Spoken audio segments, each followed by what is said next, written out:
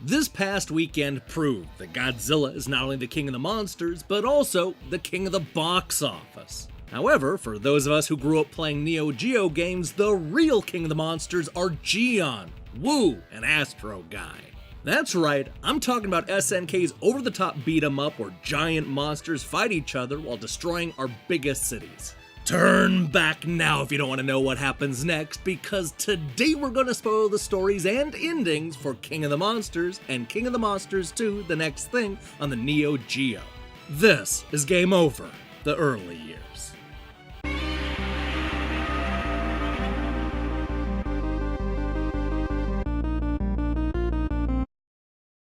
King of the Monsters takes place in a version of 1996 where super monsters have already invaded Earth and everybody has pretty much gotten used to it.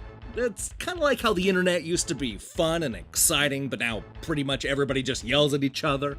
Well, apparently these super monsters all came from another universe and started destroying the planet. And that's not the worst part, because none of our military might was able to match the monsters' power. So us humans were relegated to being spectators in our own destruction.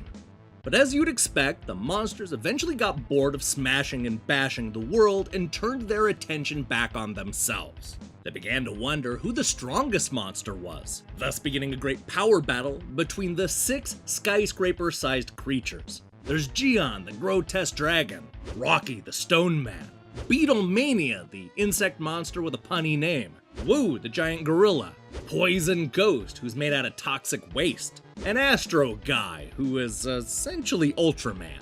So there isn't a whole lot of story after the setup. We fight all 6 monsters in a variety of well-known cities in Japan, including Kyoto, Osaka, Hiroshima, and of course Tokyo, where the game begins and ends. King of the Monsters is basically split in 2 parts, each ending with a mirror fight where you're going up against a differently colored version of your own monster. This has us battling each monster twice, leading to a lot of repetitive fights where the goal is to pin your opponent like a wrestling match.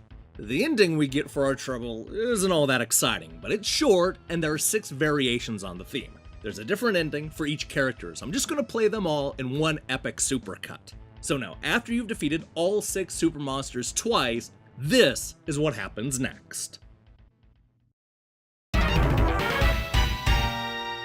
The survivor is Geon. There is no way to stop this monster. What should we do? Geon is devastating all of Tokyo. It's a matter of time until it attacks the radio station. Oh no, it's coming. Take cover immediately. Oh no! The survivor is Woo. There is no way to stop this monster. What should we do? Woo is devastating all of Tokyo. It's a matter of time until it attacks the radio station. Oh no, it's coming. Take cover immediately. Oh no! The survivor is Poison Ghost.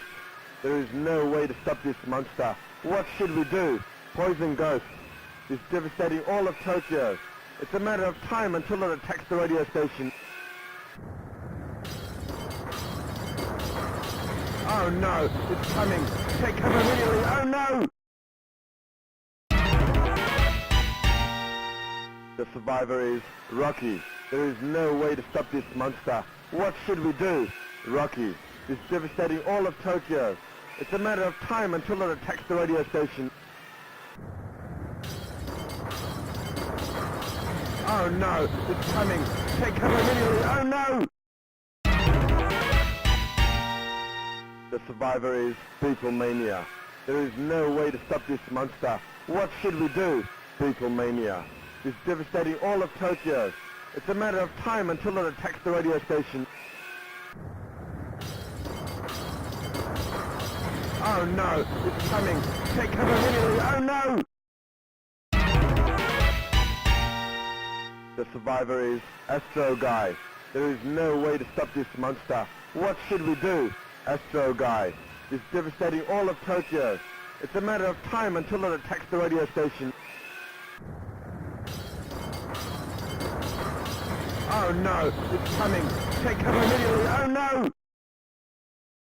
3 years have passed, and the dust has finally settled after the Great Monster War. As it turns out, only Geon, Wu, and Astro Guy survived the fight, and life has started to return back to normal.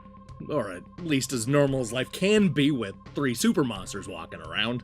Anyway, humanity rejoices when a bunch of aliens from another world land on Earth and challenge the remaining monsters.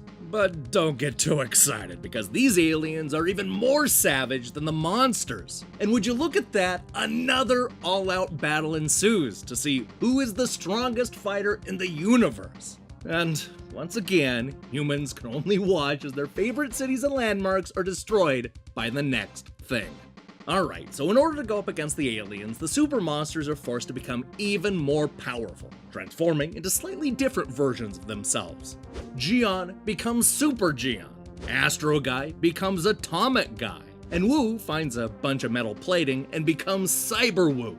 The good news is that the game is a lot more focused this time around. There are 7 stages, each with their own side-scrolling part and an alien boss fight.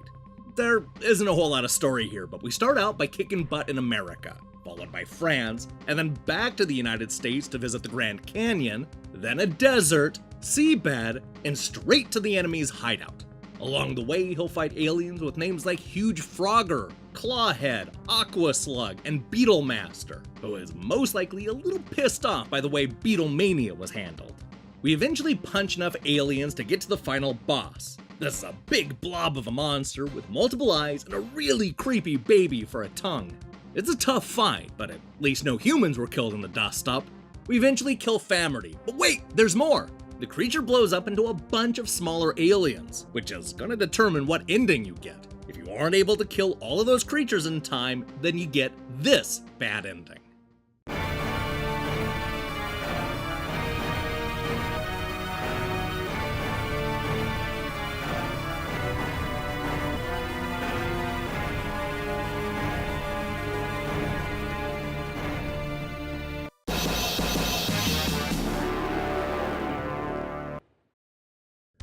Now, if you're a little luckier and able to kill all the aliens before time runs out, then you'll get this much happier ending.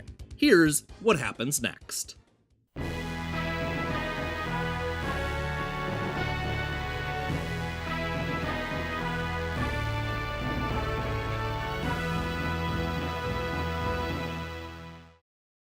Alright, so none of these endings are especially exciting, but I like that SNK went that extra step for each of them. I mean, the first game had 6 endings with different digitized speech. Sure, the endings were essentially the same, and the voice is hard to listen to, but at least that's something. The sequel had a bad ending, and also 3 slightly different happy endings. Here you see Atomic Guy walking instead of Cyber Wu. These are all short, and probably not worth the effort you put into actually beating the game, but seeing the news station crushed by a kaiju is a fun way to end this kind of game. Now let's end this episode by looking at the King of the Monsters 2 credits, where we can get a closer look at all of the cool new bosses added to the sequel.